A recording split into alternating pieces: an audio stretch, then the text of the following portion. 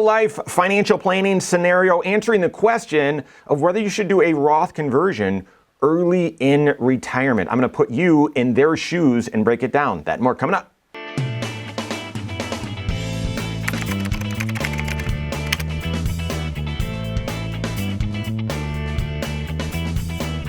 My name is Mike Bernard. I'm the host of the Wise Money Show. I'm also one of the certified financial planners right here at Korhorn Financial Group. Make sure you hit that subscribe button, turn on notifications, and smash that thumbs up button. Each and every year, you've got to rule in or rule out whether you should do a Roth conversion. And I don't care if you're retired or working or you just got your first job. You need to rule that in each and every year. If you have any pre-tax money that you've saved up, do I actually want to, I'm going to have to pay the tax on it at some point. Should I pay the taxes this year? And am I in a low tax bracket this year? Do I think tax rates are going up? Do I think the market's low and is about to surge? And all those reasons, and plus several others, are reasons why you might want to flip those dollars, do a maneuver called a Roth conversion, and transition those dollars from the pre-tax IRA, so traditional IRA, over to the Roth IRA, or the pre-tax side of your 401k over to the Roth 401k. That's a Roth conversion. It's a taxable event. Whatever amount you convert is going to land as tax, or whatever the pre-tax amount is that you convert will land as taxable income on your tax return. And you'll need to come up with the taxes. If you withhold taxes on it, you could, but there's two problems with that. You end up with less money in the Roth, which is, the name of the game, that the game you're playing is let's get as much money in the Roth as possible. But the other reason you don't really want to withhold taxes is if you're not age 59 and a half, that withholding is penalized as well. So lots of factors, but the point is your tax picture doesn't stay the same each and every year. The tax rules don't stay the same each and every year. Your outlook on the future, your plan doesn't stay the same each and every year. And therefore, each and every year, you got to be working with your certified financial planner, doing tax planning. And in that, you're identifying different tax strategies to rule in or rule out, Roth conversion being one of them. So here's a recent scenario. Recently retired couple. He's 67. They've got about $2 million saved up in their retirement accounts, but one key detail of that is about 1.8 of the 2 million is pre-tax. And so there's going to be some required minimum distributions coming out there in the future. They're drawing Social Security, okay? Their Social Security income's about $4,000 a month, so not too shabby. But the other thing is they were very conservative with cash, saved up a lot of cash during COVID and after.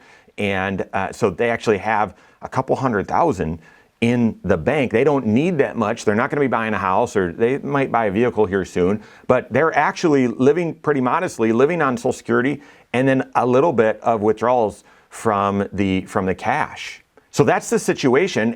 And we posed the question when we were meeting this year, like we do every year, like I just shared with you, should you do a Roth conversion? Let me put you in their shoes and I'll explain what we worked through with them, because why would you not do it?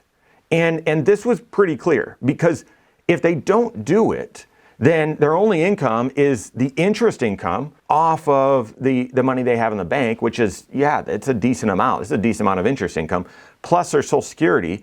And so what that meant is very little of their Social Security was actually taxable to them.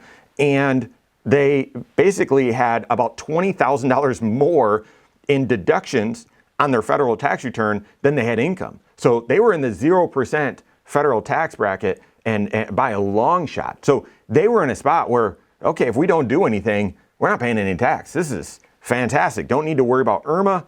No worries at all. But then, and this is why we love the multi-year tax projection as part of your tax planning, because tax planning is not just looking at today's opportunities, but it's also looking out into the future. What is your tax picture? How could it look, or how could it change out there in the future? And so especially early in retirement, having, stretching that tax projection out to forecast what taxes will look like each year out until maybe 75 or out until maybe required minimum distribution. It's at that point we could say, listen, if you don't do anything, don't do any Roth conversions, great news, you're really not going to pay any federal tax and your Social Security won't be taxable. You won't have to pay, you're not even going to be close to paying any IRMA. But in the year you turn age 73, approximate required minimum distribution of $75,000, maybe more. That's an estimate, right? Because we've got a few years and market growth or market decline, who knows? And so $75,000, you're going to be forced to withdraw out of your IRA. That instantly is you're going to move all of your Social Security to be taxable. Likely will put you into the 22% tax bracket, and if tax rates are higher, then you'd be in a higher tax bracket. And then depending on your situation, and who knows, what they do with IRMA, it still seems like you were safe from that, but you've got to be aware of that. So you're in the situation where for about 5-6 years, you're paying no tax. And then for the rest of your life, you're in that third tax tier unless they really change the tax program. And so we laid that out. And we talked about the pros and cons. And then we built it out. We modeled it into their long-term retirement plan, their projection of what their finances, their wealth, their retirement is going to look like over, until their life expectancy. And we added in the Roth conversion up to the 22% tax bracket.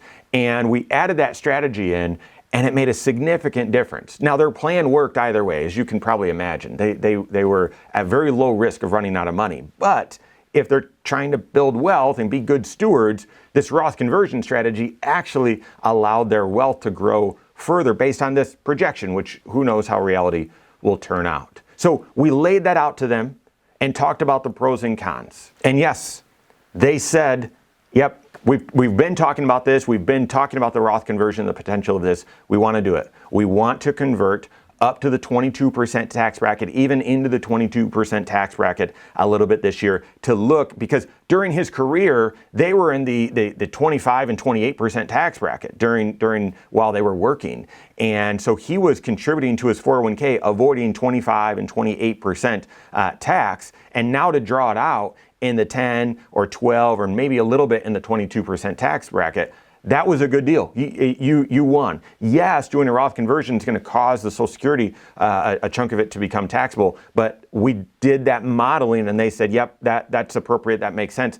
And we made sure that we did the Roth conversion staying below the IRMA limits, not getting anywhere close there. We also didn't withhold taxes. We said, well, the name of the game is to get as much of your money, much of your wealth growing tax-free as possible, so we're not withholding taxes. They weren't working, so he couldn't contribute to a Roth anymore. So in a way, not doing tax withholdings on the conversion and having them pay that out of this excess cash they had was a way of contributing, if you will, to the Roth IRA. So they decided to do it, and with all the analysis and with all the planning, hopefully you can see how that took shape. The tipping point. The tipping point, yes, was, well, tax rates might go up. Yes, our retirement's going to still last a couple decades, hopefully. But the tipping point was, what if something happens to one of us? What if one of us passes away? And then this same amount of wealth and the same required minimum distribution is going to be just on one person's shoulders on single tax rates. And that could push you into a much higher tax situation and potentially cause IRMA. Or what if something happens to the both of you? They just had one child. And so now this one child would need to withdraw this entire $2 million or $1.8 million of pre-tax, withdraw it all within 10 years, assuredly causing her to be in a much higher tax bracket than they would be. So looking at planning it all out, proactively talking through it, and being patient in the analysis allowed them to think clearly and say, yeah, we should do this Roth conversion. It makes sense. In a lot of situations, have you ruled in or ruled out doing a Roth conversion this year? Work with your certified financial planner on that. If you don't have a CFP on your team, you can talk to one on my team. Find us online, Korhorn.com. That's Korhorn with K, wisemoneyshow.com. You can find us there as well, or send us an email, info@Korhorn.com. All right, there you have it. Go out and take your next wise step in your financial life.